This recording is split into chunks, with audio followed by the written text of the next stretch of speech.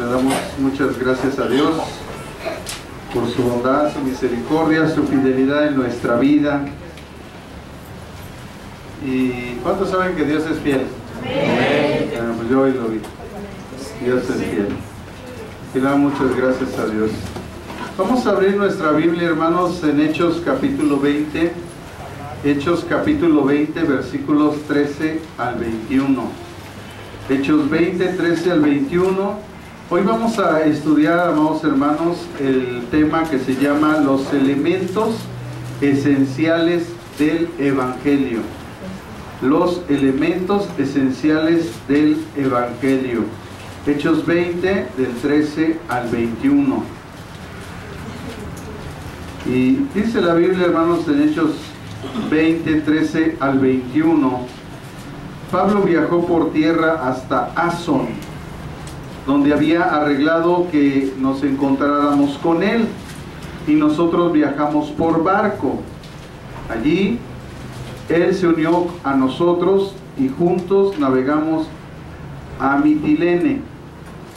Al otro día navegamos frente a la isla de Quío, y al día siguiente cruzamos hasta la isla de Samos, y un día después llegamos a Mileto.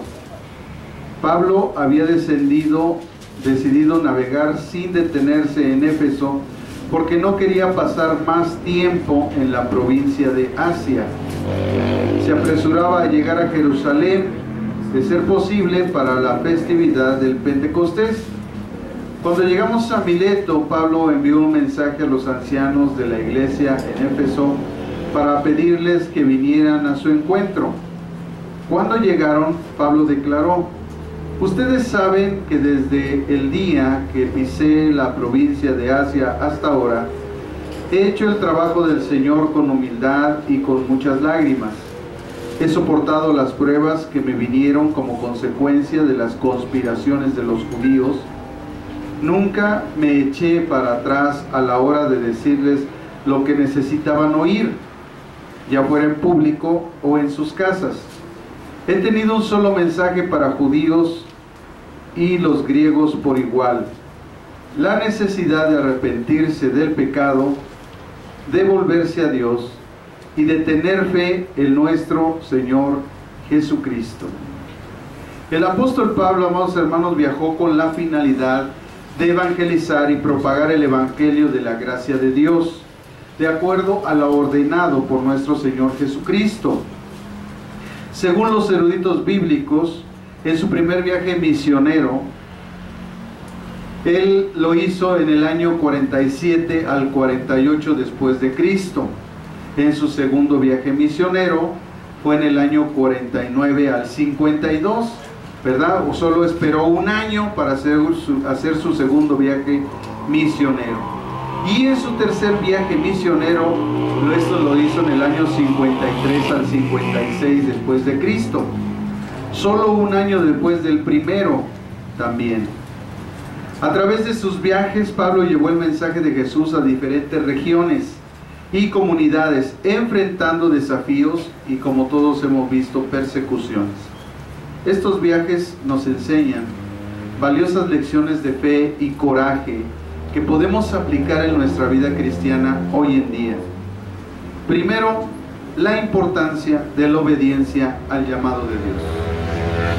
Pablo respondió al llamado de Dios para llevar el Evangelio a los gentiles, a pesar de los obstáculos y peligros que enfrentaría. Esto nos enseña la importancia de escuchar y obedecer la voz de Dios en nuestras vidas. La segunda cuestión es la perseverancia, el medio de la adversidad. Esto es muy importante, hermanos. En medio de cualquier adversidad que nosotros enfrentemos, debemos nosotros perseverar en la palabra de Dios. A lo largo de los viajes, Pablo enfrentó oposición, encarcelamiento y peligros físicos. Sin embargo, nunca se rindió y continuó predicando el Evangelio con valentía. Esto nos desafía a perseverar en nuestra fe, incluso cuando enfrentamos grandes dificultades. En tercer lugar, la importancia de la comunidad cristiana, porque durante sus viajes Pablo estableció y fortaleció comunidades de creyentes. Esto nos muestra la importancia de estar en comunión con otros hermanos en Cristo, con pertenecer a una iglesia, con tener cobertura, con saber que siempre los hombres de Dios estamos en oración por cada uno de ustedes, pidiendo a Dios su protección, pidiendo a Dios que haga justicia en sus vidas, y eso es importantísimo. En cuarto lugar, la necesidad de adaptarse a diferentes culturas y contextos. Pablo se adaptó a las diferentes culturas y contextos en los que él predicaba. Primero, para poder comunicar el mensaje de Jesús de manera efectiva. También nos desafía a ser flexibles a veces con algunas personas por su diferencia de pensamiento que tienen. Y también nosotros ser relevantes en nuestra forma de compartir el Evangelio en el mundo actual. En definitiva, los viajes misioneros de Pablo nos han enseñado hasta este momento lecciones valiosas sobre la obediencia, la perseverancia, la comunidad y la adaptabilidad. Estas lecciones son relevantes en nuestra vida cristiana hoy en día. Así que sigamos el ejemplo de Pablo y dejemos que su coraje y su fe nos inspiren en nuestro propio camino con Cristo, en todo el camino de nuestra vida.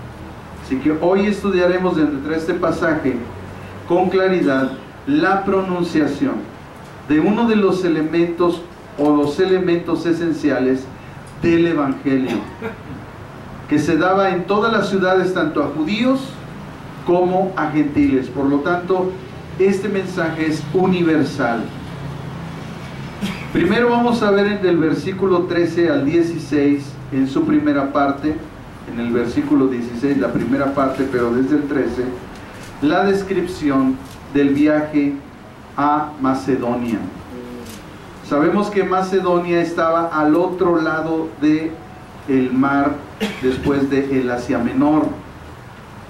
Y dice el versículo 13, Pablo viajó por tierra hasta Asón. Asón, y dice la escritura, donde había arreglado que nos encontráramos con él. Como nosotros vemos, aquí se estaban hablando en primera persona, es decir, el que está dando el relato es Lucas. Lucas es el autor del libro de los Hechos. Por lo tanto, ahora nosotros, como hemos venido viendo en el estudio, Lucas fue uno que estuvo al lado de Pablo en el tercer viaje misionero. Y dice, ahí se unió a nosotros, vean cómo habla en primera persona, y juntos navegamos a Mitilene. Al otro día navegamos frente a la isla de Quío. Al día siguiente cruzamos hasta la isla de Samos, y un día después llegamos a Mileto. Pablo había decidido navegar sin detenerse en Éfeso, porque no quería pasar más tiempo en la provincia de Asia.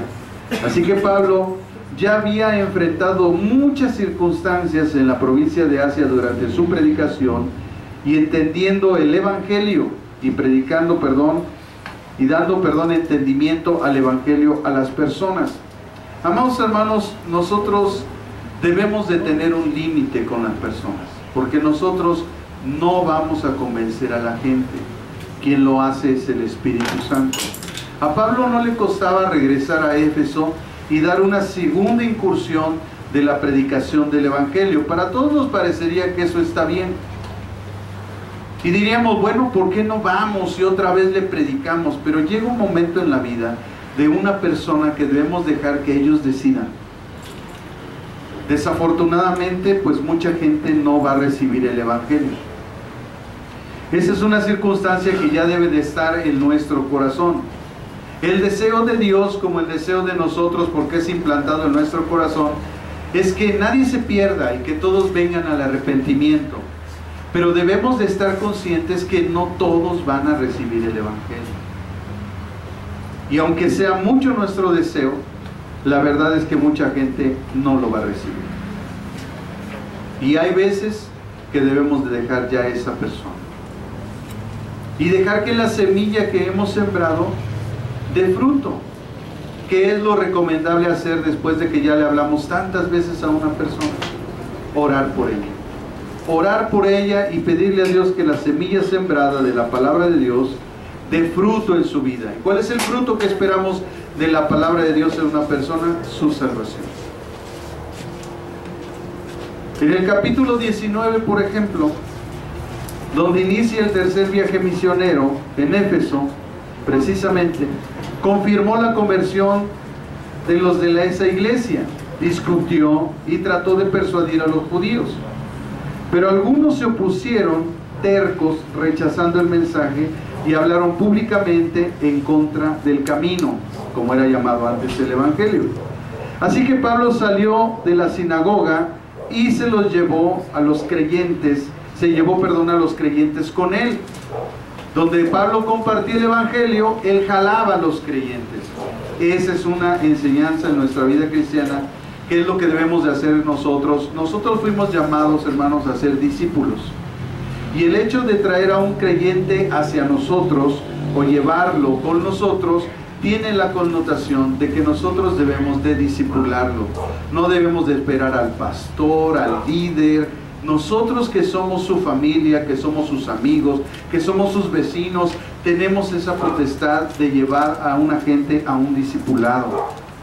Tenemos que pedirle al pastor, fíjese que estoy predicándole a esta familia. Sí, hermano, mire, yo le recomiendo que le dé esto. Pero es nuestra responsabilidad, no solamente es del pastor. Así es que Pablo nos enseña a través de este pasaje lo que nosotros debemos de hacer cuando escuchamos que hay gente que está creyendo en el evangelio. Y dice jalarlo con nosotros. Y es una connotación que nos lleva a que esa persona sea discipulada.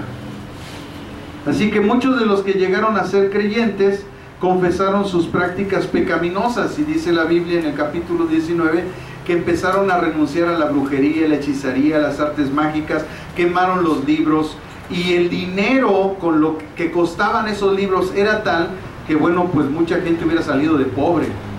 Pero a ellos no les importó, lo importante era siempre obedecer a Dios, porque, hermanos, eso es lo primordial en nuestra vida, que nosotros obedezcamos a Dios. Demetrio, también en ese capítulo 19, un platero que tenía un importante negocio de fabricación de templos de plata en miniatura de la diosa griega Artemisa, provocó un disturbio. Ahí en el capítulo 19 lo vemos, estoy haciendo un breve resumen para que veamos todo lo que pasó en la vida de Pablo. Y en contra de los creyentes del camino, porque se veían afectados en sus ingresos por vender esos ídolos. Porque ese es el problema, hermanos.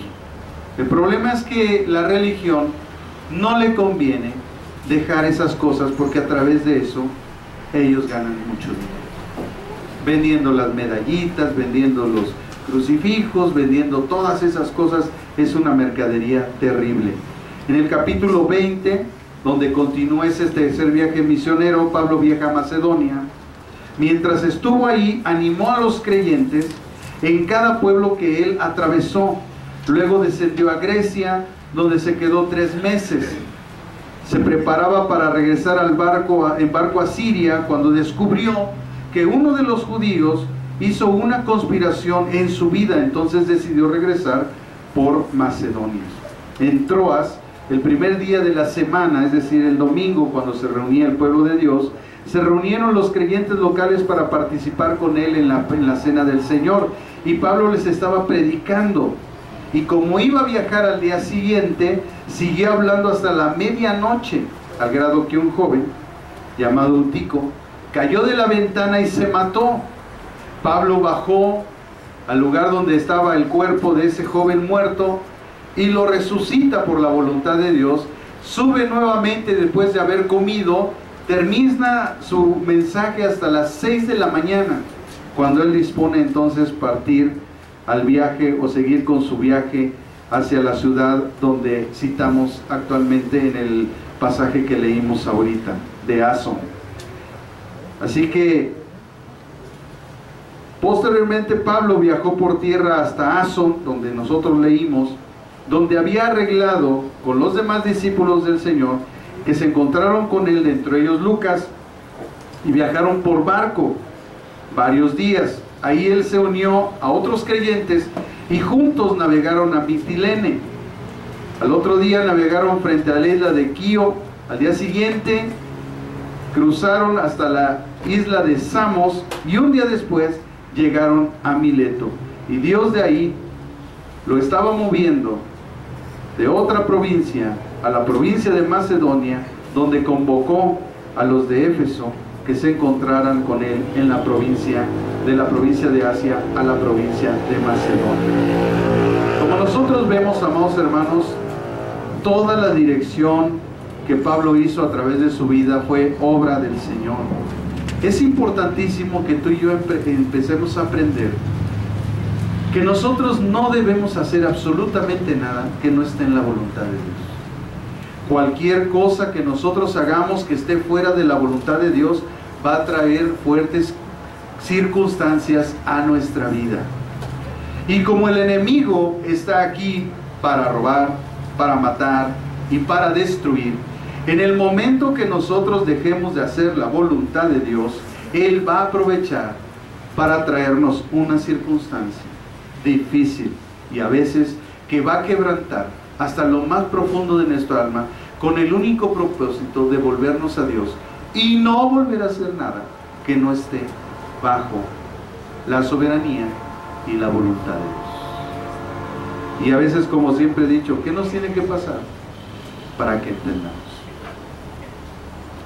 El segundo aspecto que nosotros analizamos está en el capítulo 10, en el versículo 16, en la segunda parte de este pasaje de Hechos, y es la intención de Pablo. ¿Qué intención tenía Pablo de embarcarse? Y dice en la segunda parte, se apresuraba a llegar a Jerusalén, de ser posible, para el festival del Pentecostés. Así que Pablo tenía la mirada en Jerusalén. Ya Dios le había declarado su propósito de subir ahí. Y Pablo no renunció a ese propósito, ya que la voluntad de Dios, amados hermanos, está siempre sobre nuestra voluntad, o así debería de ser, ya que Él es nuestro Señor. ¿Cómo podremos nosotros llamar al Señor Jesús Señor si no hacemos su voluntad? Por eso Él dijo, ¿por qué me llamas Señor y no haces mi voluntad? No todo el que me dice Señor, Señor, va a entrar en el reino de los cielos, sino dice el que hace, ¿qué?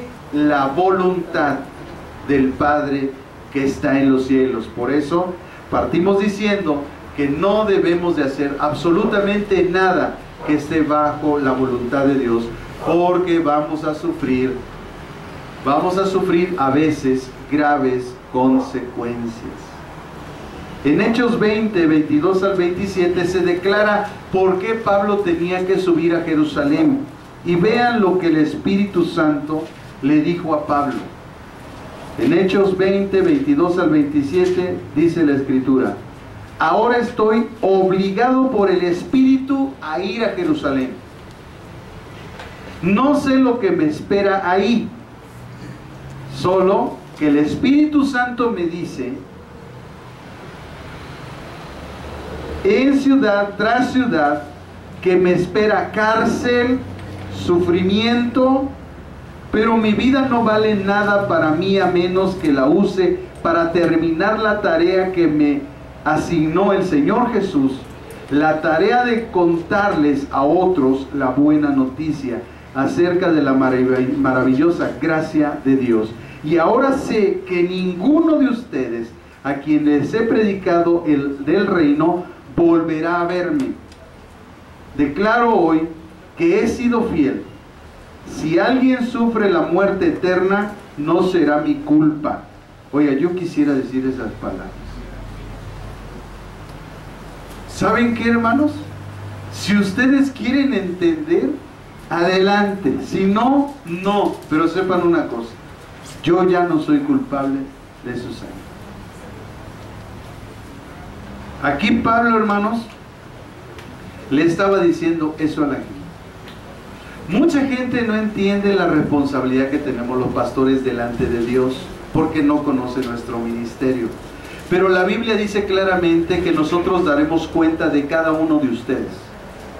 Entonces, Si alguien se quiere ir de otro lado, hermanos, yo no tengo ningún problema, solamente que avíseme, para que yo cuando vaya delante de Dios le diga: Señor, aquí te entrego esta familia. Ellos ya no quisieron estar bajo mi cuidado, bajo mi cobertura, ni bajo mis oraciones, ni bajo mi dirección, ni bajo mi enseñanza. Entonces, Señor, yo me deslindo de su sangre, y a aquel lugar donde ellos vayan, y a la iglesia que vayan, y con el pastor que vayan, bueno, a él hazlo responsable de ellos. Amados hermanos, ¿no creen que eso es lo mínimo justo que debemos de hacer como personas? Por lo menos tener ese aire de agradecimiento y decirle: pastor, ¿sabe qué? Ya me voy. Y se acabó, o sea, no pasa nada. Al final nosotros sabemos que las ovejas no son nuestras, son de Dios. Pero nosotros, al tener una responsabilidad delante de Dios, estamos orando por ustedes. Y cuando alguien dice: ya no estoy, bueno, Señor, pues allá Él, ¿no? Yo sé, yo ya te lo entrego y tú sabrás, pero yo ya no soy responsable ni de Él, ni de su esposa, ni de sus hijos. Entonces, es algo, hermanos, que la gente debe de entender. O sea, nosotros no estamos maldiciendo a nadie, ni queremos mal a nadie, ni mucho menos. Solamente queremos que en el reino de Dios caminemos todos en justicia. Y que caminemos en esa responsabilidad de ser parte o no de una congregación. Créame que yo nunca he tenido problema por eso, porque yo siempre he entendido que las ovejas son de Dios. Dios me las ha entregado, y como decía mi pastor cuando él vino al evangelio y empezó su ministerio, él tenía una frase que yo me la acuñé, y él decía: yo soy pastor del que quiera ser su pastor, del que no, pues no. O sea, no hay ningún problema. Créanme, hermanos, que es más complicado ser pastor de una iglesia grande que de una iglesia pequeña, porque son muchos hijos. Y a ver que el 10% de sus hijos le presente una circunstancia. No, se acaba la vida de los pastores. Hay pastores que no han aguantado la presión, se han suicidado. ¿Por qué no aguantan la presión? Por las cargas que se tienen espirituales. Pero esa es nuestra chamba, y la hemos aceptado, y sabemos que en medio de todo Dios nos fortalece, porque si no fuera por la fuerza de Dios, la verdad es que nadie aguantaría. La tercera cuestión que vemos en el pasaje está en el versículo 17 al 20, que es la declaración de Pablo a los ancianos de Éfeso. Dice: cuando llegamos a Mileto, Pablo envió un mensaje a los ancianos de la iglesia de Éfeso para pedirles que vinieran a su encuentro. Cuando llegaron, Pablo declaró: ustedes saben que desde el día que pisé la provincia de Asia hasta ahora, he hecho el trabajo del Señor con humildad y con muchas lágrimas, y he soportado las pruebas que me vinieron como consecuencia de las conspiraciones de los judíos. Nunca me eché para atrás a la hora de decirles lo que necesitaban oír, ya fuera en público o en sus casas. Amados hermanos, tenga usted por seguro que yo nunca me voy a echar para atrás de decirle a usted, en público o en su casa, lo que yo le tengo que decir. ¿Sabe por qué? Porque está en precio, mejor dicho, está mi integridad como ministro por delante de lo que usted pueda sentir o quiera o no recibir. Yo sé que hay una incomodidad en nuestra vida cuando alguien nos dice una verdad, porque ¿quién quiere saber sus errores? Nadie. Pero como usted sabe, yo también estuve un día ahí sentado, y había prédicas del pastor que yo decía: oh, así me hizo pedazos, trizas. Pero es que viene uno cargado de tantos pecados, de tantas circunstancias, que por supuesto, oiga, imagínense que el Señor Jesús encuentra a una mujer, y sutilmente, porque el Señor es bueno, y estamos trabajando para ser como Él, ¿verdad? Yo creo que todos. Ojalá un día alcancemos a ser como Él. antes de que Él nos llame, ¿no? Pero imagínense, encuentra una mujer y le dice: 5 maridos has tenido y el que tienes no es tu marido. O sea, ¿qué le estaba diciendo? Es que andaba en fornicación. Oiga, imagínense que viene alguien y dice: eres un fornicario. Lógico, tú te vas a ofender. Tú vas a decir: bueno, ¿por qué me critican? ¿Por qué me señalan? No, espérame. Es que eso que te estoy señalando es una verdad en tu vida. Y es algo que declara la Biblia.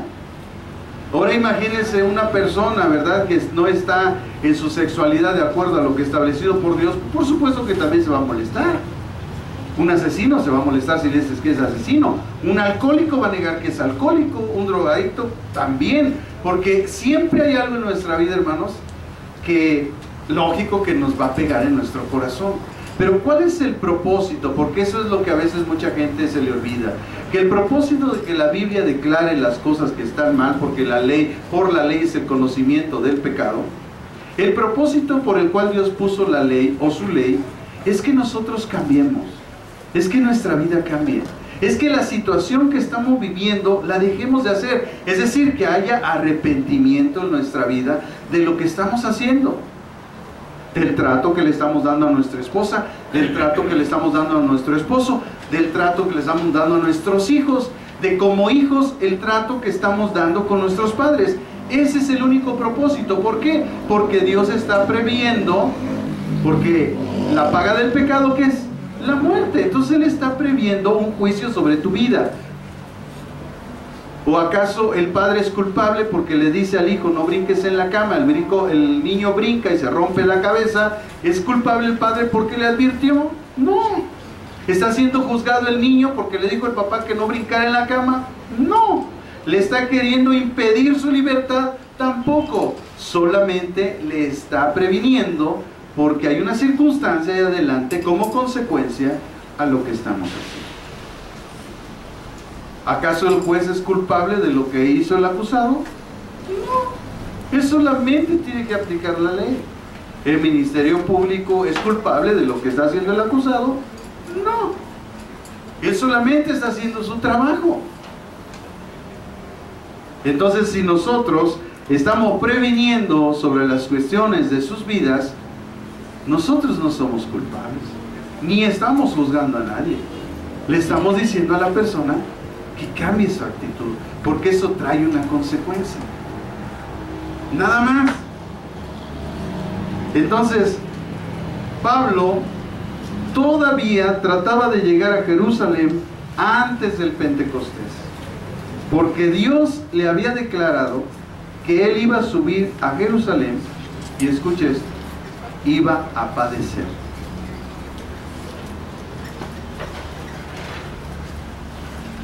¿Cuánto les gustaría saber el propósito de Dios en sus vidas? Imagínense que a Pablo le dice el Señor, ¿sabes? Llega Pablo un día a su casa o a su aposento, se pone de rodillas y dice: Señor, heme aquí, ¿no? Así como somos tú y yo, heme aquí. Aquí estoy para hacer tu voluntad. Mira, vas a subir a Jerusalén, te va a ir mal. Y dice Pablo que él no se echó para atrás. Él dijo: va, estoy dispuesto. Porque la voluntad de Dios, hermanos, cualquiera que sea, es la voluntad de Dios. Y como dice la Biblia, ¿acaso el barro le dirá al que lo está formando: ¿qué estás haciendo? Cuando Job le reclama a Dios, le dice Dios: oye, a ver, espérame, ¿ya acabaste de hablar? ¿Ya tus amigos acabaron? ¿Ya el metiche acabó? Bueno, te voy a decir algo. ¿Dónde estabas tú cuando yo hice los cielos y la tierra? ¿Dónde estabas tú cuando formé las Pléyades, las estrellas y el universo? ¿Dónde estabas tú? O sea, Dios le estaba diciendo a Job: ubícate, tú eres una creación, y si yo quiero aplastarte hoy, te aplasto, punto. Claro, ya el hecho de que Dios le haya dado chance de hablar ya es suficiente gracia para Job.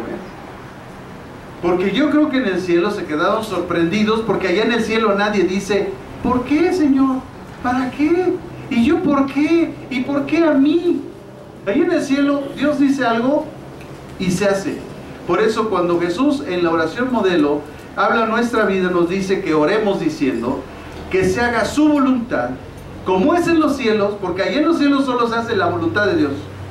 Y dice que eso se haga aquí en la tierra. Porque desafortunadamente los únicos que estamos protestando en contra de la voluntad de Dios somos nosotros. En una ocasión cuestionaron a un pastor porque decían, ¿cómo es posible? Salió una foto que se hizo viral de un niño musulmán que había muerto en la playa y estaba su cuerpecito ahí. Decía uno, qué bárbaro, ¿cómo es posible? ¿Pero por qué murió? ¿Cómo Dios permite eso? Y cuestionaron a un pastor sobre eso. Y él les dijo, bueno, es que lo que para ti es malo, no necesariamente para Dios es malo. Tan es así que su hijo fue crucificado en la cruz. Pero ahora te voy a decir una cosa. ¿Tú qué preferirías? ¿Este niño iba a crecer como musulmán, separado de Dios y se iba a terminar en el infierno? ¿O que muriera siendo niño y como todos los niños son de Dios, se fuera con el Señor? Yo le pregunto a usted, hermano, ¿qué es mejor? Si el destino de este niño es ir al infierno, o que el Señor le dé la oportunidad de salvación. Amados hermanos, los pensamientos de Dios son más altos y profundos que los que nosotros tenemos. Hay mucha gente allá afuera que se dice atea, y es atea no porque sea atea, porque no hay verdaderos ateos. ¿Y saben por qué? Porque ellos, al declararse ateos, ellos se hacen Dios, y al hacerse Dios, dejan de ser ateos.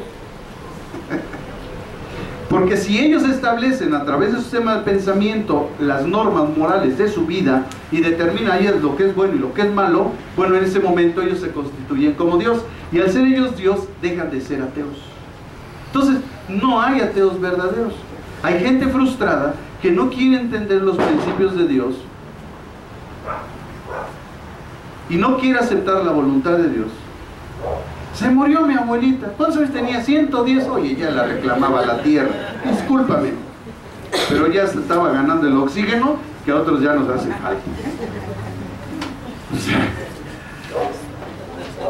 tu abuelita no iba a ser eterna, ¿estás de acuerdo? Sí, entonces, bueno, y de algo nos hemos de morir, ¿sí o no? Entonces, ahora, si tú comprendes que Dios ha determinado un día, una hora y una forma en la que vamos a morir a todo ser humano, porque si eso te parece injusticia que tu abuelita se murió a los 80 años, quiero decirte que hay niños que mueren en el vientre asesinados por sus propias madres, que no les dan la oportunidad de vivir, que no les dan la oportunidad de defenderse y son destruidos en el útero.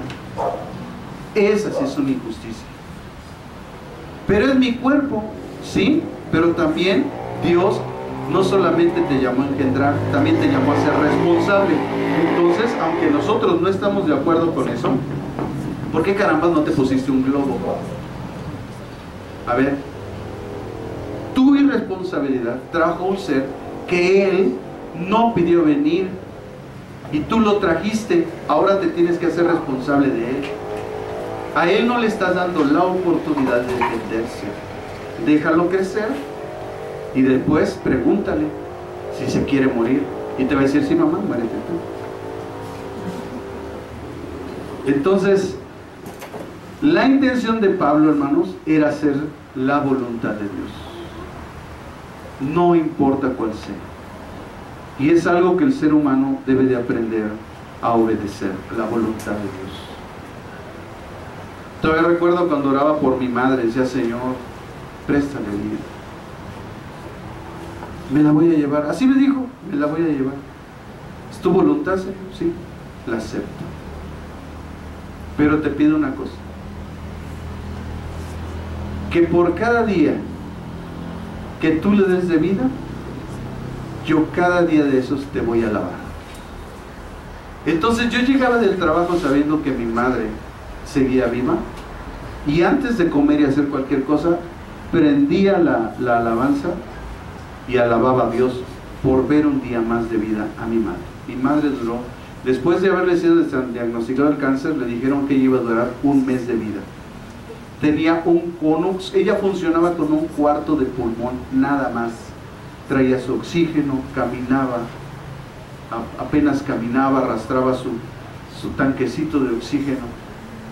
Pero por cada día que Dios me la permitió viva, yo lo alabé. 360 días alabé a Dios porque Dios le dio vida a mi madre. 360 días. La pregunta es: ¿tú qué vas a hacer cuando Dios te da la voluntad de Él? Y en vez de alabarlo, lo vas a criticar, vas a ver lo innegable. Amados hermanos, la Biblia dice que el Señor salva a sus hijos cuando se los lleva de este mundo. Porque mientras estamos en este mundo estamos sufriendo. Este mundo es de sufrimiento, este mundo es de injusticias, y hoy lo certifiqué. Pero gracias a Dios, Dios es fiel y nos dio la victoria. Entonces, amados hermanos, nosotros debemos de aprender a confiar en Dios, a depender de Él, de su gracia, su misericordia. En el versículo 17 al 20, en la declaración de Pablo, dice algo muy importante en nuestra vida. Dice: cuando llegamos a Mileto, Pablo envió un mensaje a los ancianos de la iglesia de Éfeso para pedirles que vinieran a su encuentro. Cuando llegaron, Pablo declaró: ustedes saben que desde el día que pisé la provincia de Asia hasta ahora, he hecho el trabajo del Señor. Yo también quisiera decir esto. Que desde el día que yo pisé en Estlalpan, donde pisé en Estlalpan, yo he hecho el trabajo del Señor. Yo creo que son esas frases que todos los pastores quisiéramos acuñar. Que el Señor nos halle dignos de que nosotros estamos haciendo su obra. Y dice: ustedes saben. ¿Por qué Pablo le decía a la gente ustedes saben? Porque era una evidencia lo que él había hecho. Amados hermanos, usted cuestione una iglesia que tiene 3, 4, 5 años de ser fundada. Pero una iglesia como esa que tiene 20 años de ser fundada, a usted ya le debe dar los parámetros para entender que esto es una obra de Dios. Yo le puedo asegurar que no hay una obra que no proviene de Dios que dure 20 años. No hay una obra que proviene de Dios que dure tanto tiempo. Aquí se han abierto muchas iglesias. 1 año, 2 años, pelas. 6 meses, pelas. 3 años, uno ya, tiempo extra, pelas. Claro, hay muchos factores. Los siervos de Dios tenemos que ser perseverantes.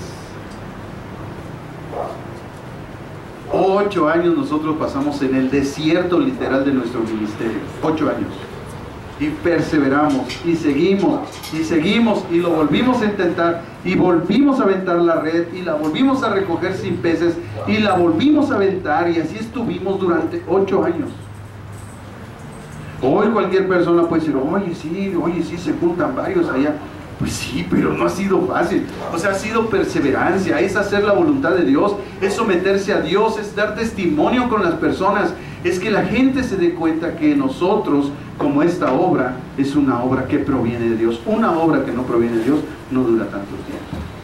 Y menos cuando el siervo de Dios no es perseverante.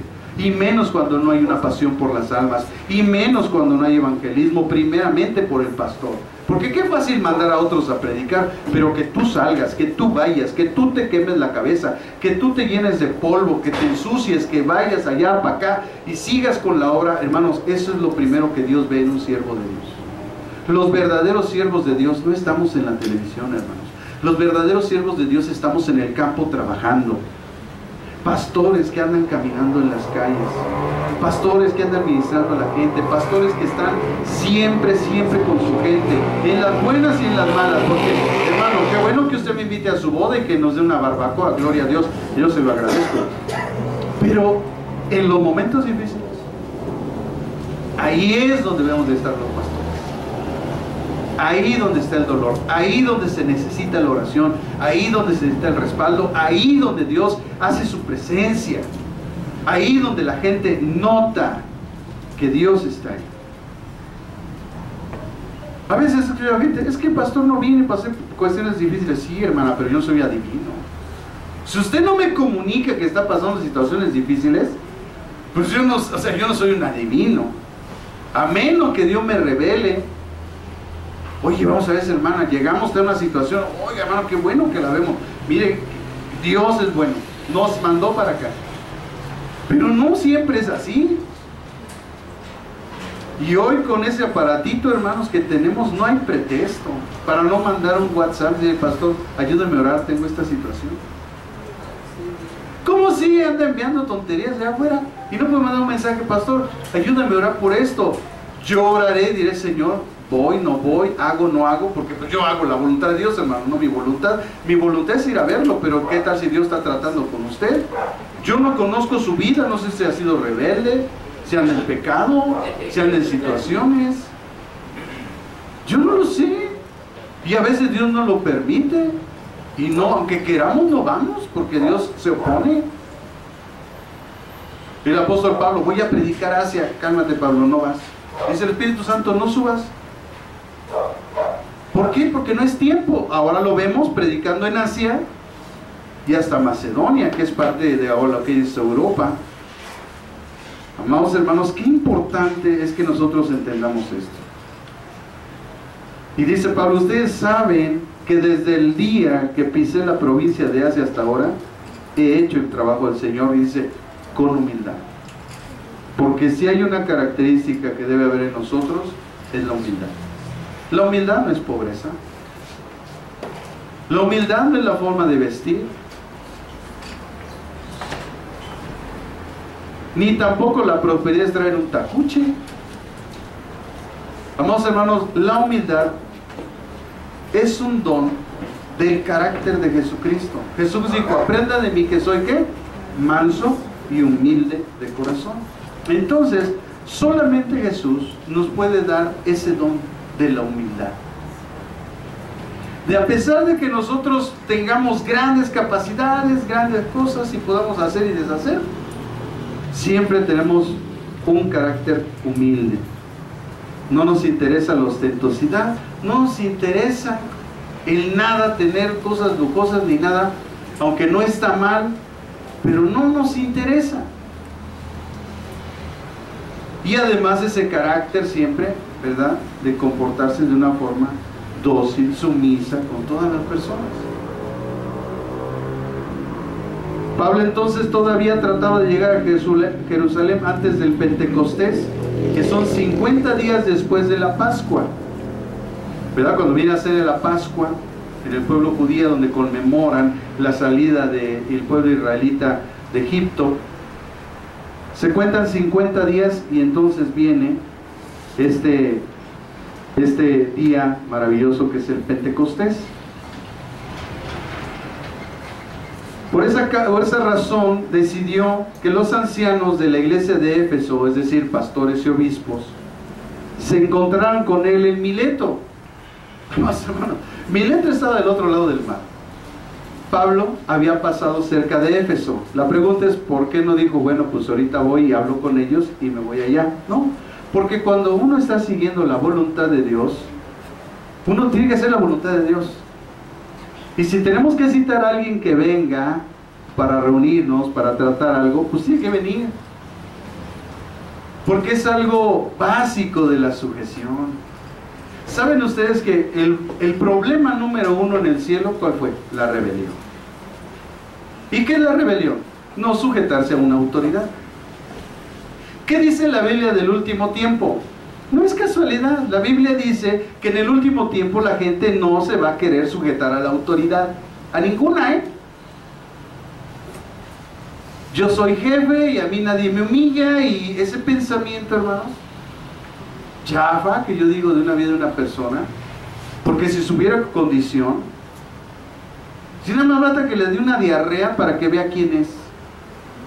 Ay, Dios mío, ay, Dios mío. No que no tronabas pistolita, no que muy sabroso, no que muy very nice. Allí en el trabajo había unos grandotes así, hermanos, dadotes que cargaban cajas y siempre hablaban bien feo y hasta piensan que con majadería son más machos, ¿no? Y estaban ahí. Y ya sacaba yo la jeringa con la aguja y le decía, vas, papito. No, espérame, doc. ¿Qué pasó? Es que soy alérgico. Eso no es alergia, ese es miedo, papá. Póngaseme ahí. ¡pum! Hasta chillaban. Imagínense un grandote así de 45 años, hermano, fornidote, piel plateada, chillando por una inyección. Y yo en mi mente, pues no, que muy sabroso, no, que muy verdad, muy verdad de Dios. Hermanos, cualquier valiente con una aguja se dobla. Entonces, a veces se nos olvida lo que realmente somos, hermanos. Somos polvo y ceniza, eso es lo que somos. Todos los elementos de nuestro cuerpo son los elementos de la tierra: hierro, potasio, sodio, manganeso, magnesio. Todos esos elementos, hermanos, están en el cuerpo de un ser humano. Eso también concluye, hermanos, y trae la certeza de que Dios nos formó de la tierra. Entonces, Dios, hermanos, siempre, a veces, o en ocasiones, mejor dicho, nos lleva a un punto siempre de humillación. Cuando nosotros nos volvemos soberbios, altivos, orgullosos, el Señor tiene la forma de humillarnos. Cuando nosotros basamos nuestra vida en algo, al Señor no le cuesta quitarnos eso. ¿Dónde está tu confianza? Bueno, ahí es donde Dios te va a dar. Ahí te va a dar. Un pastor muy querido mío, hermanos, tiene una iglesia ahí en San Pablo, otra en Coacalco, traía por su pano, y gracias a Dios, Dios lo ha bendecido en su ministerio, tiene varias iglesias. Este pastor me contaba su testimonio, me decía: cuando yo antes de venir a Cristo, pastor, tenía muchos negocios y ganaba mucho dinero, pero el Señor me dice: deja todo, ven y sígueme. Y dejé todo, y yo como buen mexicano dije: bueno, vendo todo, lo guardo en el banco, y pues ahí me voy chiquiteando, ¿no? Más tardó en que se le acabó lo del banco. Dice: pastor, aprendí a depender de Dios.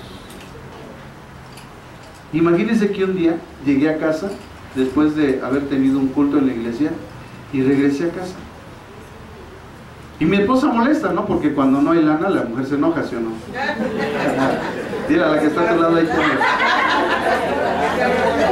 Y yo venía bien triste porque no llevaba dinero. Y lo peor, que se acerca a mi hijo, me dice: papá, ¿sí trajiste para la leche? Dice: yo no traía un peso. Al ver la cara de mi esposa y la impotencia que sentí con mis hijos, me regresé a la iglesia y me tiré en el piso. Le dije: Señor, ayúdame. En ese momento tocaron la puerta. Dice: era un hermano, venía sudando. Dice: pastor, aquí estoy. Dice: ah, qué bueno. Aquí limpiándose las lágrimas el pastor. Fíjese, pastor, que llegué, ya no pude llegar al culto. Y pues no puse mi ofrenda, pero aquí está, pastor. Dice: la verdad, le dije: gracias, hermano, Dios lo bendiga. Oré y le dije: gracias, hermano, Dios lo bendiga. Se fue el hermano, pero sentí unas ganas de darle unas cachetadas, unas patadas y unos corazos en la cara. Porque a veces la gente no entiende, hermanos, que nosotros hemos dejado todo por ustedes. Y dijo el pastor: sentí coraje, gozo, o sea, sentimientos encontrados. Entonces aparté lo que era la iglesia y dije: bueno, de aquí puedo tomar para leche mis hijos. Llegué a la casa y dije: hijos, papá, sí hubo, hijo, ya les traigo la leche. Y lógicamente la esposa sonrió, ¿no? La mera verdad. Dice: pero ¿se da cuenta usted, pastor, cómo mucha gente no entiende eso? No entiende eso. Y lo más que dicen que nosotros no trabajamos. Yo quisiera ver, quisiera lo que hacemos. Así que Pablo les dice: yo nunca me eché para atrás a la hora de decirles lo que les estaba a decir hoy. Y hermanos, nunca yo me voy a arrepentir. La gente se puede enojar, puede ser lo que quiera, hermanos, pero una cosa yo estoy seguro: que cuando yo llegue ahí al cielo, esa persona no va a tener pretexto. No va a tener pretexto. El Señor le va a decir: mira, aquí estás tú, frente de Él. Él te dijo y tú no quisiste. Es que yo creía. Bueno, es que tú creías, pero mi palabra no dice eso. Y esa es la importancia, hermanos, de seguir la palabra de Dios, porque es la palabra de Dios lo que nos dice lo que es realmente. Entonces Pablo lloraba a causa primero de los que no conocían a Cristo. En Romanos 9, del 2 al 3, que sabemos que el mensaje a la iglesia de Israel, los judíos, el mensaje o el propósito de Dios para esta iglesia comienza en Romanos 9, 10 y 11. Romanos 9, 10 y 11 son los capítulos donde Dios muestra el propósito a Israel. Y en el capítulo 9, versículos 2 y 3 dice: tengo el corazón lleno de angustia, de amarga tristeza e infinito dolor por mi pueblo, mis hermanos judíos. Yo estaría dispuesto a vivir bajo maldición para siempre, separado de Cristo, si esto pudiera salvarlos. Vean el corazón de Pablo. Todavía recuerdo las palabras de Moisés: ráeme del libro del viviente, Señor, ráeme, quítame la vida. En pocas palabras le estaba diciendo: quítame la vida, pero no condenes a tu pueblo. Esa, hermanos, esa es siempre la oración del pastor. Yo quisiera, Señor, si no te lo llevas, te lo mando, pero ¿sabes qué? Dale oportunidad, dale chance, un año más, Señor. No cortes el árbol, dale chance un año más de fruto. Pero pasa el año, pasan 2 años, pasan de 3 años y la gente no da fruto. Y entonces, ¿dónde termina la gente, hermano? Ahí anda en la calle, rodando sin rumbo, porque no dan fruto.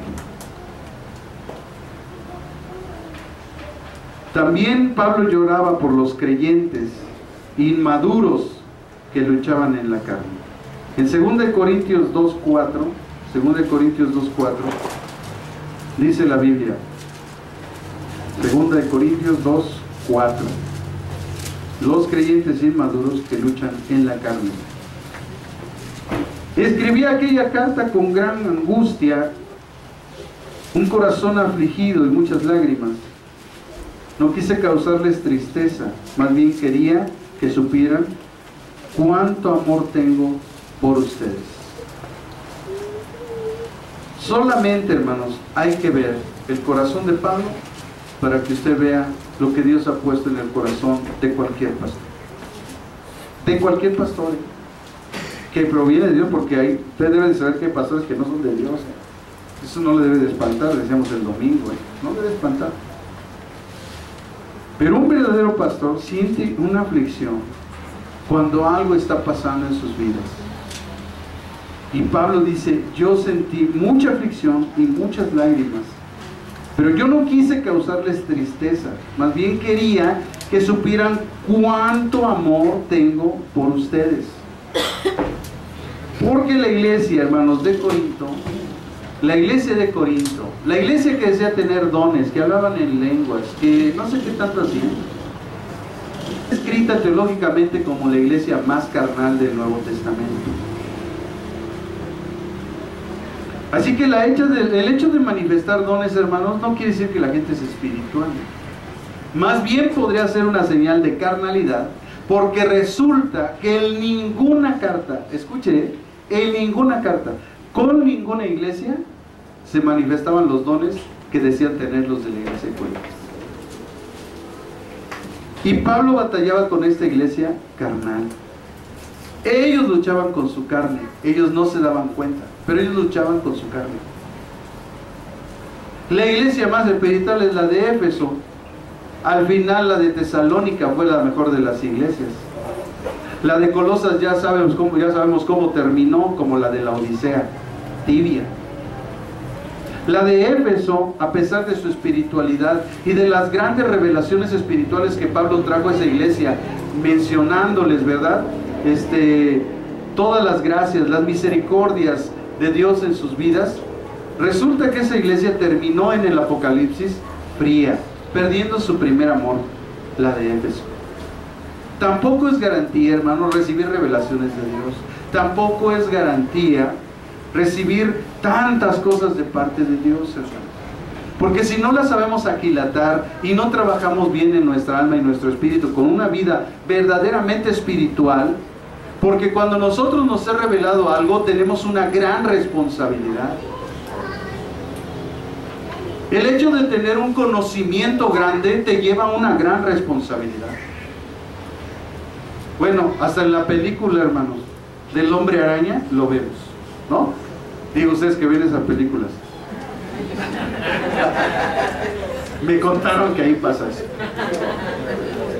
Le dice el abuelito, ¿verdad?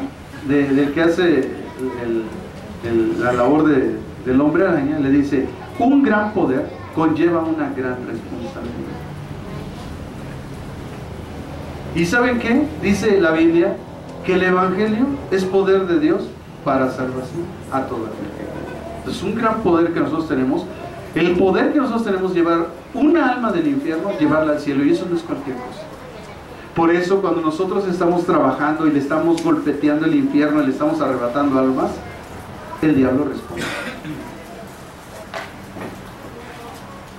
Y a lo mejor usted se entera de situaciones en la iglesia, pero yo le digo una cosa: si usted no está orando, usted es el próximo. Porque Satanás se agarra al descuidado, al que está pajareando, al que no entiende que estamos en una batalla. Entonces, qué bonito salir a evangelizar, ver que la gente se convierte, ¿verdad? Ir a la marcha, gritar: aleluya, Cristo vive. Pero regresas a tu lugar y dice el diablo: ahora va la mía. ¿Y qué crees? Ahí te voy. Y empiezan las circunstancias. Y entonces nosotros, ¿qué tenemos que hacer? Pelear la buena batalla de la fe. Es decir, confiar en Dios. O sea, al final, ya sé que vivamos, que moramos, del Señor somos. O sea, ¿cuál es el problema? Cuando el enemigo piensa que nos ha arrebatado todo, realmente nos ha dado el paso para la gloria. Porque el diablo puede ver a lo mejor tu derrota en el panteón, pero lo que la gente no está viendo es que tú estás en victoria en los cielos. Así es que mucha gente se puede jactar, y hasta los enemigos, el diablo, los brujos, los hechiceros, ateros: ya lo matamos, ya lo destruimos, mira lo que le hicimos.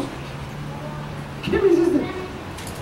O sea, si al final yo voy a declarar: ¿dónde está muerte tu aguijón? Sepulcro tu victoria. O sea, ¿a mí qué me hiciste? Le hiciste este pedazo de carne que yo ya no hallaba ni cómo quitármela, ¿verdad? Porque la carne, hermanos, de verdad, a veces es como un callo que nos está lastimando todos los días.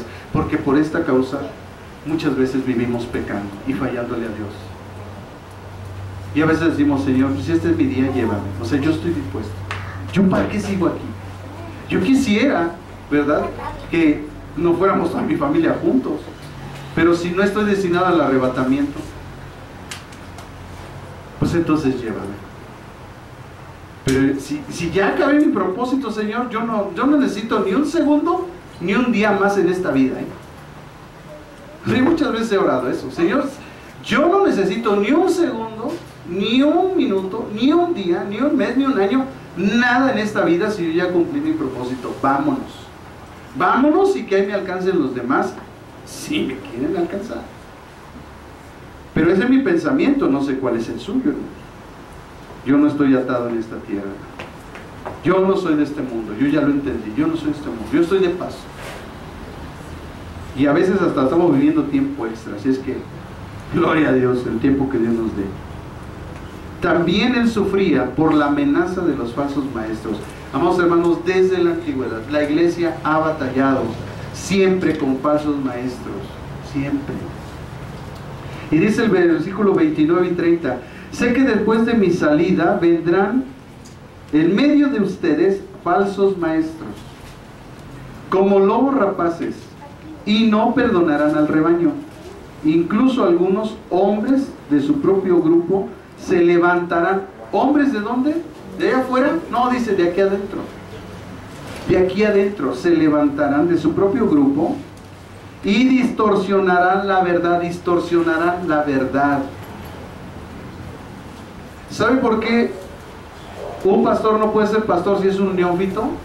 Si es nuevo en el evangelio, si no tiene un crecimiento y desarrollo espiritual, si no ha llevado una instrucción, si no su calidad de vida ha demostrado y su líder espiritual que está al frente de él, responsable de él, no puede darle el banderazo de ponerle un título como pastor si esa persona, hermano, no está cumpliendo primeramente con los requisitos que declara 1 Timoteo capítulo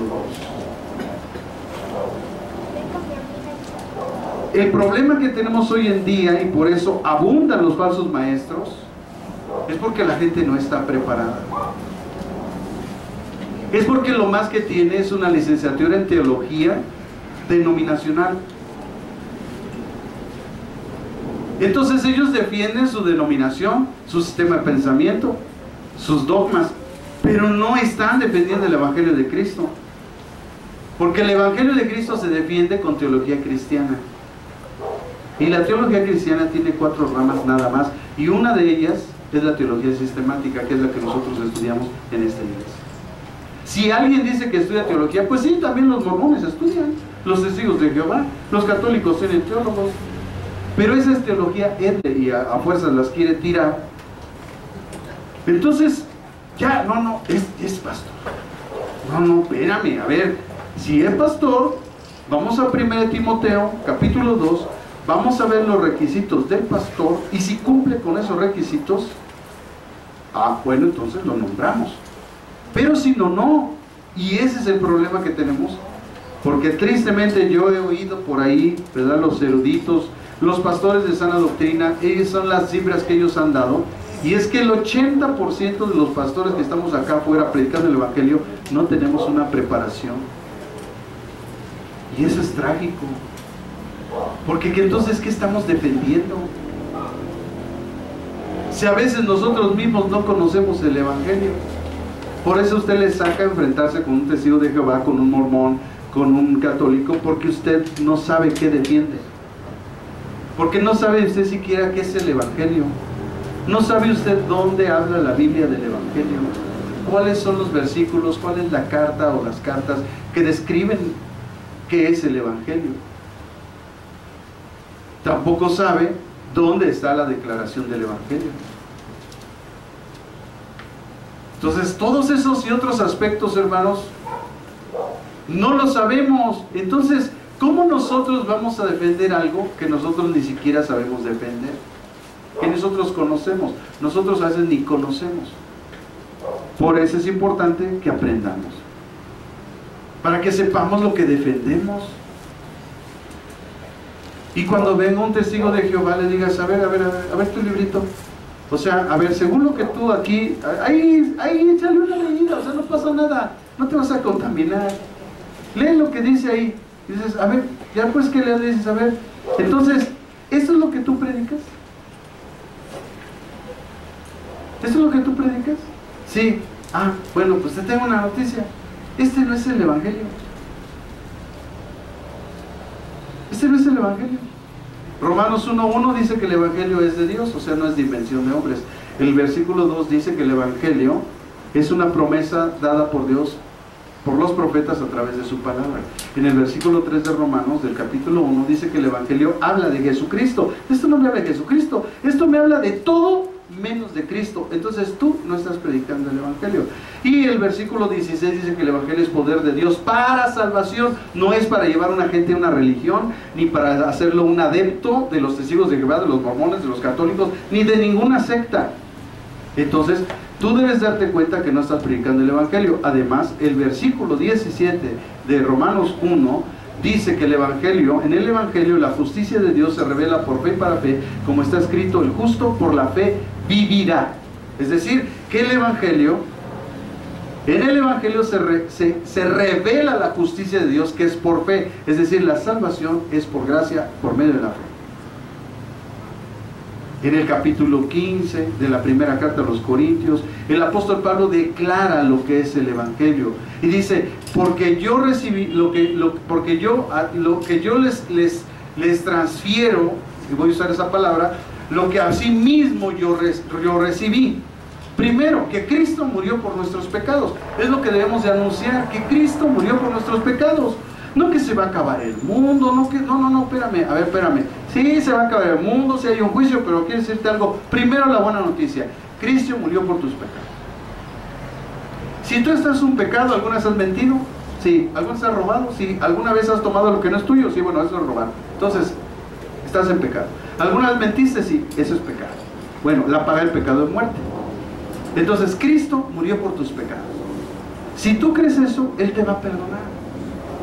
Pero además dice que Cristo murió y al tercer día resucitó. Entonces, una base fundamental del Evangelio es que Cristo vive, que Cristo, al decir Cristo vive y Cristo resucitó, entonces es que Cristo es Dios. ¿Tú crees eso? ¿Te sigo Jehová? No. Ah, pues entonces, para que vean, hermanos. Y los empezamos a enredar, hermanos. Y les empezamos a enseñar la verdad, para que quizá Dios les conceda arrepentimiento y vengan al conocimiento de la verdad. A los de cuarto año hasta les di la clave, les dije, estaba dando apologética, les digo, nada más díganle esto a ellos, díganle esto. Y díganle lo que conlleva no predicar esto, porque hay una maldición. Pablo dijo en Gálatas, si aún nosotros o un ángel del cielo baja y les anuncia otro evangelio que no es el de Jesucristo, es un anatema, es un maldito. Entonces tú tienes que darte cuenta, testigo de Jehová, mormón, lo que seas, que estás bajo maldición. Pero si piensas que eso es lo trágico, no, mira, Primera de Juan, capítulo 2,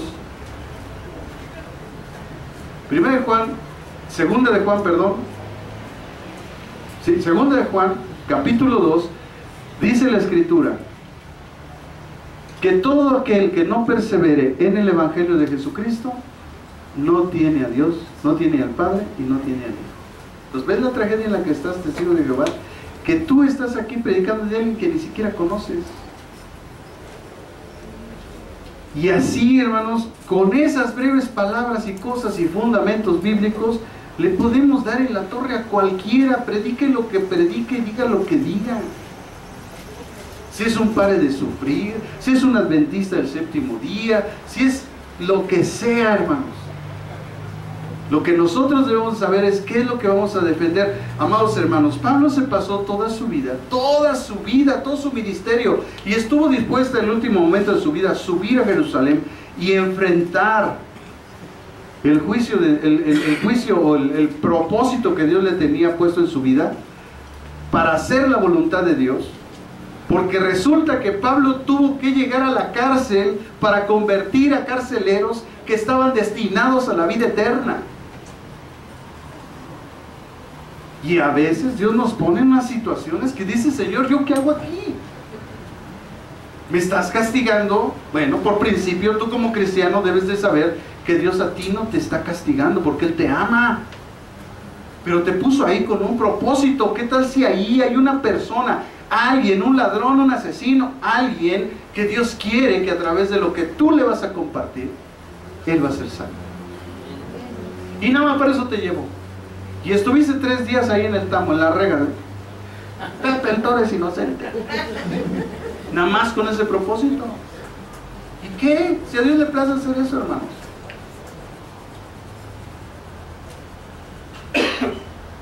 Pablo no rehusó eso. Tengo que subir, Señor. Tengo que padecer. Por eso, el cuarto viaje de Pablo es llamado el viaje de la cautividad. Cuando él sale de Jerusalén y es llevado a Roma. Después de este tercer viaje, vamos a estar estudiando, hermanos, el cuarto viaje de Pablo, que es llamado el viaje de la cautividad. En todo ese trayecto del viaje, lo único que hizo Pablo fue salvar almas. Bueno, hasta los soldados porque en la antigüedad le ponían 2 soldados a Pablo, uno amarrado con una cadena de un lado y otro soldado amarrado con la cadena del otro lado. Y donde iba Pablo, iban los soldados. Entonces, ¿cómo te echas a correr? Y luego los romanos así, grandotes, torotes, hermano. No como los polis de México, arriba, se dan la vuelta a la esquina. Puros tacos de carnitas, hermano. En exceso, pastor Oscar, para que no digan que estoy tumbando su negocio. ¿Se dan cuenta, hermanos? O sea, el único propósito que tú y yo tenemos en esta vida, y pase lo que pase en nuestra vida, y si estás en el hospital, tú debes de vislumbrar que si Dios te tiene ahí, hay un alma que salvar. Si entras a la cárcel por alguna circunstancia, el único propósito es que tú vislumbres que hay un alma que salvar ahí. Y tú tienes que decir, ¿cuál Señor? ¿Quién es? ¿Por quién me enviaste? Yo estoy sufriendo, pues sí, o sea, no es nada grato, pero aquí hay un propósito. ¿Cuál es? ¿Qué alma tengo que...? El único propósito de Dios, hermanos, es salvar almas. Entonces nosotros, independientemente de las circunstancias, tenemos que salvar almas. Con esto finalizo, hermanos. Cuando nosotros pasamos esas circunstancias con mi madre que les contaba, ella se salía de su cuarto y con su tanque de oxígeno se iba a los otros cuartos a predicarles el evangelio. Ella encontró su propósito. O sea, en vez de estar en la cama ahí lamentándose y dándose golpes de pecho y diciendo, Señor, ¿por qué a mí? Me estás castigando. Y esas cosas, mi madre entendió que el estar ella ahí conllevaba un propósito. Y entonces se salía y le predicaba a toda la gente. Un día, en los días que me tocó cuidarla, llegué al hospital y llegué al cuarto y no la vi. Yo sentí que mi corazón se me salía. Y le dije, señorita, ¿dónde está mi madre? Ay, joven, ya no sé qué hacer conmigo. Todo el día, joven. Está yendo a los cubículos predicándole a la gente. Ya no sé qué hacer con ella. Por favor, vaya por ella. ¿Dónde está? Allá en el cubículo de ella. Y ahí la veía que estaba ahí con su oxígeno en la nariz, agarrando aquí su tripié donde lleva el suero, y estaba con la persona, mire Dios, y le estaba compartiendo. Y ya venía yo, hijo, ay, qué bueno que viniste, con su voz cortada porque ya no respiraba muy bien. Me dice, hijo, mira, ya oré por esa testigo de Jehová, ya recibió al Señor, ve y ora por ella, hijo. Ya iba yo y, señora, ¿qué es? Sí. Oraba yo por ella. Mamá, ya vamos. No, me falta qué.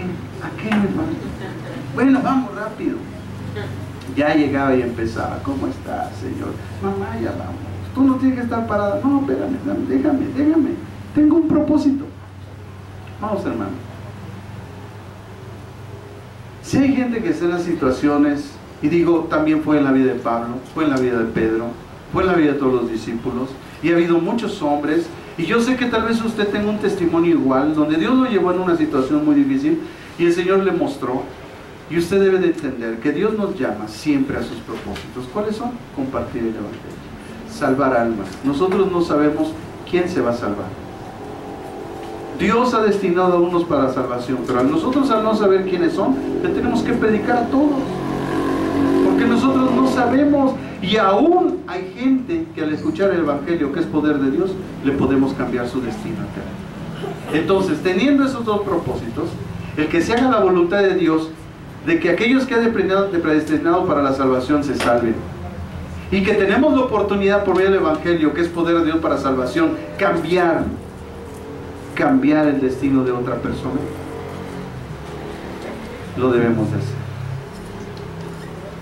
Esto es lo que nosotros aprendemos de los viajes misioneros de Pablo.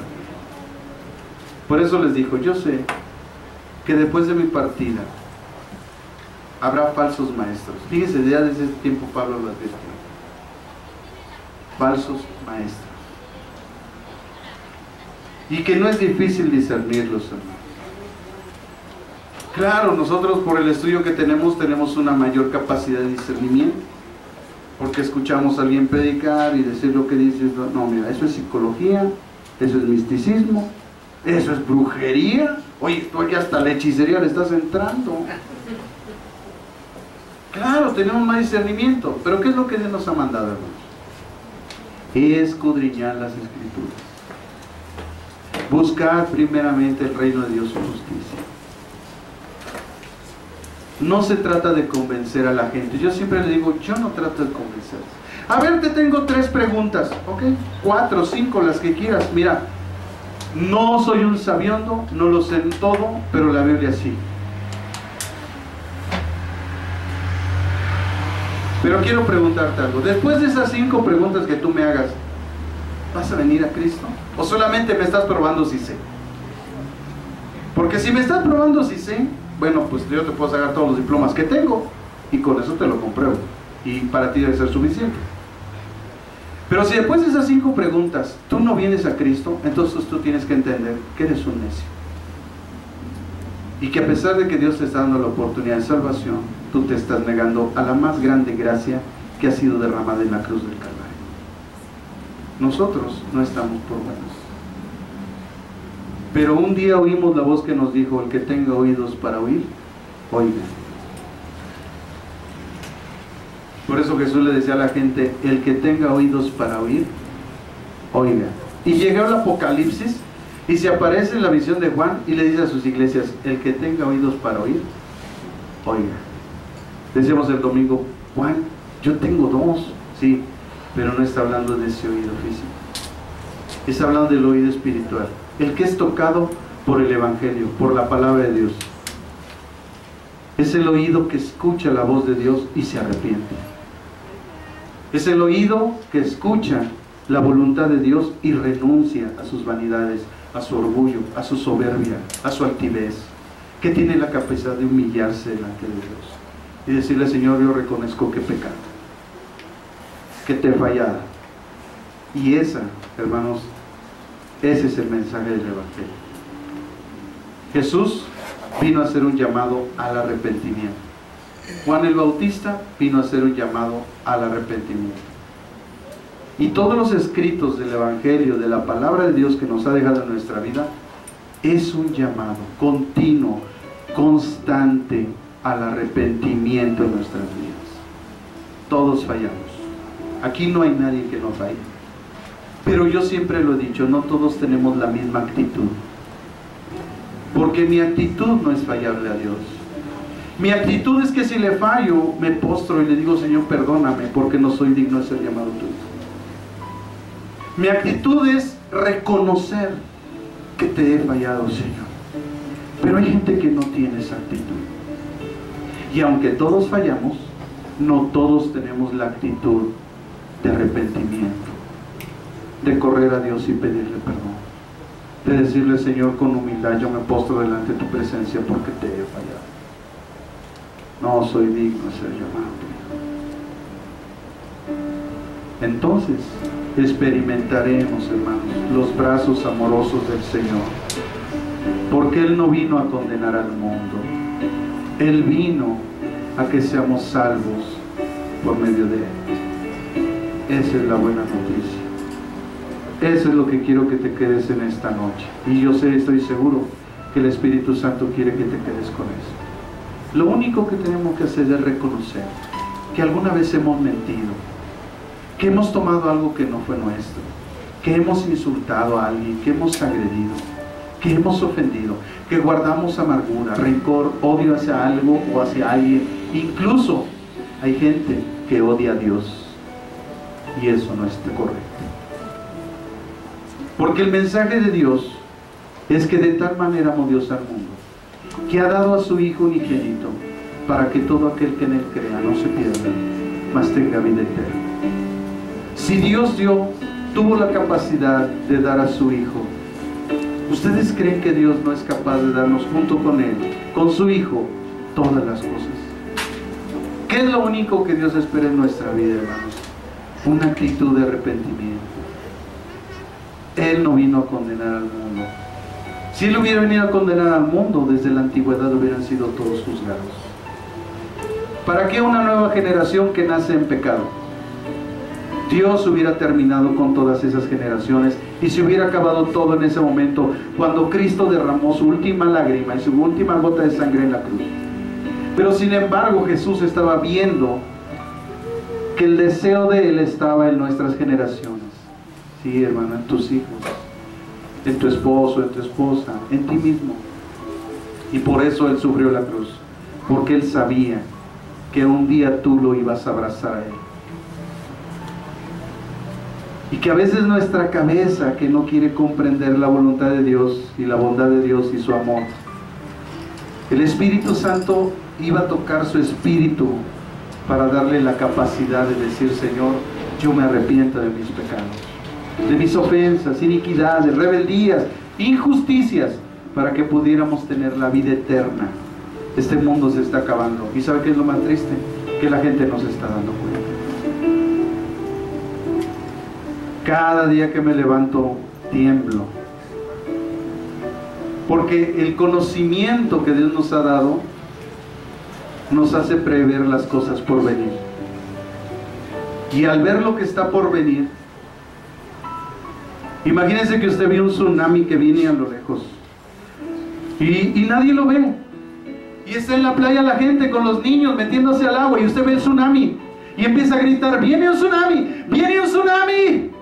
¡Sálganse del agua! ¡Sálganse del agua! Y usted ve a la gente despreocupada, desentendida, sin hacerle caso, tirándolo de a loco, sin atender a la solicitud,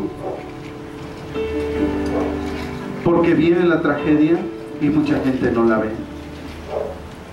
Pero Dios dejó su palabra para que nosotros podamos ver el tsunami que se avecina, para que podamos recogernos, guardarnos, apartarnos de ese lugar, de esa condición, de ese tiempo, para que podamos sobrevivir.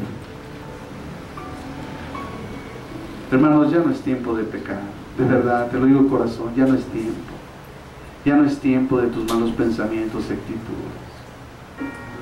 Es tiempo de abrazar la voluntad de Dios. Es tiempo de arrepentirnos de nuestras malas acciones. Es tiempo de reconciliarnos con Dios. Es tiempo de perdonar a papá por lo que nos hizo, a mamá porque nos trató mal. A lo mejor ya hasta murieron y tú todavía tienes rencor. No es posible. Dicen allá afuera: déjalos descansar en paz. Bueno, pues yo no sé si descansen en paz, pero por lo menos suelta tú eso de tus padres, de tus amigos, de tus hermanos, de tu familia. Decía Jesús: ya no los tengo contentos con nada. Vino Juan y les trajo un mensaje apacible y no lo escucharon. Vengo yo y les traigo un mensaje de amor y tampoco me escuchan. Podemos a veces, hermanos, hablar fuerte en la predicación, pero hoy puedo sentir en mi espíritu el gran amor que tiene Él hoy, esta noche, con todos nosotros, al decirnos, usando mis labios, mi corazón y mis palabras, con pasividad, que Él los ama, que Él está esperando que un día estemos con Él. Pero tenemos que renunciar a esas cosas que están dañando nuestro espíritu, nuestra alma, que están deteniendo nuestro camino, que nos están quitando el boleto de entrada directa al cielo.